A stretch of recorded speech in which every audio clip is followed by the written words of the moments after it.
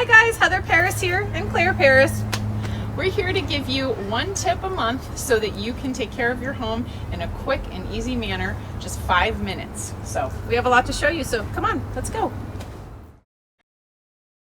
As the season gets warmer, you want to make sure that you walk the perimeter of your house to ensure that any plants, such as this one, are not compromising the integrity of your wood. When the season gets warmer, we have critters such as termites, beetles, and carpenter ants that come from the ground and crawl up these type of plants and can actually get into the wood portion of your house.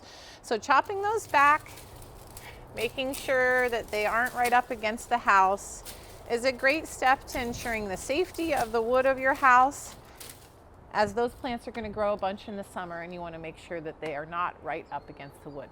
Thanks so much, guys.